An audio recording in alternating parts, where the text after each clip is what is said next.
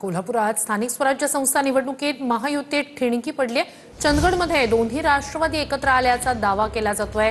आरोप प्रत्यारोपांना सुरुवात झाली आहे। चंदगडमध्ये युतीसाठी आमदार शिवाजी पाटील यांनी प्रतिसाद दिला नसल्याचा दावा मंत्री हसन मुश्रीफ यांनी केलाय। तर मुश्रीफांशी 2 वेळा चर्चा केली, मात्र मला गाफील ठेवलं असं शिवाजी पाटील यांचं म्हणणं आहे। एक महत्त्वाची घडामोड दिल्ली स्फोटासंदर्भातील यातील मुजम्मिल आणि उमरनं लाल किल्ल्याची रेकी केल्याची माहिती समोर येते। जानेवारीच्या पहिल्या आठवड्यात लाल किल्ल्याची रेकी केल्याची माहिती समोर येते। डॉक्टर मुजम्मिलच्या फोनच्या डंप डेटावरून ही माहिती मिळाली आहे। 26 जानेवारी रोजी लाल किल्ल्याला टार्गेट करणं हे यांच्या नियोजनाचा एक भाग होता, अशी ही माहिती तपास यंत्रणांच्या तपासातून पुढे येते।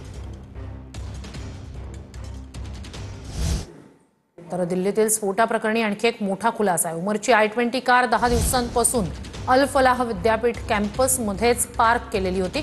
मुजम्मिलच्या कार शेजारीच पार्क असलेली ही कार डॉक्टर शाहीनच्या नावावर नोंदणीकृत आहे। 29 ऑक्टोबर ते 10 नोव्हेंबर दरम्यान कार याच ठिकाणी पार्क होती। तर नवी दिल्ली लाल किल्ला मेट्रो स्टेशन परिसरातील स्फोटाप्रकरणी स्फोट झालेल्या जवळच्या ठिकाणाच्या राय मार्केट आजही बंदच राहणार आहे। सोमवारी रात्रीपासूनच मार्केट बंद आहे। आज बंदचा 3रा दिवस आहे। मार्केट कधी सुरू होणार असा मोठा प्रश्न इथल्या लोकांना आहे। दिल्लीच्या लाल किल्ला मेट्रो स्टेशन परिसरामध्ये परवा रात्री झालेल्या स्फोटानंतर पोलिसांकडून आजूबाजूचा परिसर जो आहे तो बंद करण्यात आलेला होता। ज्या ठिकाणी स्फोट झाला त्यापासून अगदी काही मीटरच्या अंतरावरती असलेलं लाजपत राय मार्केट जे आहे ते देखील पोलिसांकडून बंद करण्यात आलेलं आहे। मी आता त्याच ठिकाणी आहे ज्या ठिकाणी हे मार्केट आहे। म्हणजे खरं तर हे मार्केट काल दिवसभर बंदच होतं, पूर्णपणे हे मार्केट बंद होतं। इथं कुठल्याही प्रकारचे व्यवहार होत नव्हते। या ठिकाणी इलेक्ट्रॉनिक असतील किंवा इतर ज्या वस्तू आहेत ते घेण्यासाठी दररोज खूप मोठ्या प्रमाणावरती गर्दी असते। मात्र मार्केट बंद असल्यामुळे काल लोकांची गर्दी किंवा लोकच या परिसरामध्ये येत नव्हते। आजही घटनेचा 3रा दिवस आहे। 3ऱ्या दिवशी देखील हे मार्केट पूर्णपणे बंद राहणार आहे अशी माहिती जी आहे ती देण्यात आलेली आहे। कॅमेरामन राकेश कुमार समी, प्रमोद जगताप, TV9 मराठी, नवी दिल्ली। एक महत्त्वाची घडामोड नाशिक पुणे महामार्गावर वाहतूक कोंडी। आळेफाटा ते संगमनेर तालुक्यातील घारगाव पर्यंत ट्रॅफिक जाम झालेला आहे। सकाळपासूनच वाहनांच्या लांबच लांब रांगा लागल्या आहेत। तर आळेफाटा ते संगमनेर तालुक्याच्या घारगाव पर्यंत ही अशा वाहनांच्या लांबच लांब रांगा लागलेल्या आहेत। नाशिक पुणे महामार्गावर सकाळपासूनच ही अशी वाहतूक कोंडी आहे।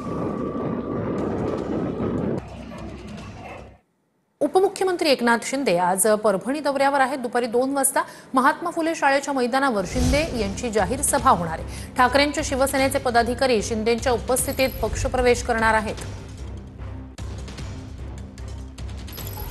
मुख्यमंत्री एकनाथ शिंदे आज परभणी दौऱ्यावरती आहेत। खरं तर दुपारी 2 वाजता नांदेड विमानतळावरून खरं तर उपमुख्यमंत्री शिंदे परभणीला हेलिकॉप्टरनं दाखल होणार आहेत आणि त्यानंतर या ठिकाणी परभणी शहरातील महात्मा फुले शाळेचा जो मैदान आहे या मैदानावरती आपण या ठिकाणी पाहतोय सभेची जोरदार तयारी खरं तर करण्यात आलेली आहे। या मैदानावरती सभास्थळ असं उभारण्यात आलेलं आहे। साधारण 5000पेक्षा अधिक नागरिक बसतील अशी आसन व्यवस्था खरं तर करण्यात आलेली आहे। स्थानिक स्वराज्य संस्था निवडणुकीच्या तोंडावरती शिंदे यांची आज महत्त्वपूर्ण खरं तर ही सभा होत आहे आणि त्यामुळे ह्या सभेला एक विशेष महत्त्व प्राप्त आहे। कॅमेरा पर्सन विनोद हुमनाबादकरसह नजीर खान, TV9 मराठी, परभणी। पुढच्या घडामोडीकडे कराडमध्ये भाजपचा नगराध्यक्ष त्यामुळे भाजपचा पदावरचा दावा योग्य असल्याचं आमदार अतुल भोसले यांनी म्हटलंय। युती करताना कराडची जागा भाजपची राहील असंही अतुल भोसले यांनी म्हटलेलं आहे। तर कराडमध्ये भाजपचा नगराध्यक्ष आहे त्यामुळे त्या पदावरचा दावा भाजपचा योग्य असल्याचं आमदार अतुल भोसले यांनी म्हटलेलं आहे। युती करताना कराडची जागा भाजपची राहील असं भोसले यांच्याकडून सांगितलं जातंय। बातमी धाराशिवमधून जिल्हा मध्यवर्ती बँकेचं संचालक मंडळ बरखास्त करण्यात आलंय। गैरव्यवहार आणि बँकेला वाचवण्यात अपयशी ठरल्याचा ठपका ठेवत संचालक मंडळ बरखास्त करण्यात आलेलं आहे। राज्य मंत्रिमंडळाकडून ही कारवाई करण्यात आली। 29 कोटींच्या घोटाळ्याचा संचालक मंडळावर ठपका ठेवण्यात आलाय। बातमी नागपूरमधून आहे. मनपा निवडणुकीसाठी मवियाच्या बैठकांचं सत्र सुरू आहे. गेल्या निवडणुकीत ठाकरे आणि पवारांच्या उमेदवारांची माहिती काँग्रेसनं मागवलेली आहे. नागपुरात मवियाच्या तिन्ही पक्षांनी निवडणूक लढवावी, एकत्र लढवावी यासाठी प्रयत्न सुरू आहेत. आघाडी झाली नाही तर काँग्रेसकडे 151 जागांसाठी इच्छुक उमेदवार असल्याचं सुद्धा विकास ठाकरे यांनी सांगितलंय. मला असं वाटतं की काँग्रेस जवळ 151,000 उमेदवार 151 जागांसाठी आहे.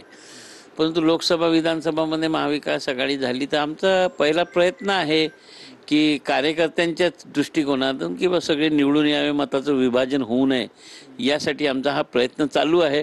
आता पाहू शेवटपर्यंत काय होते ते.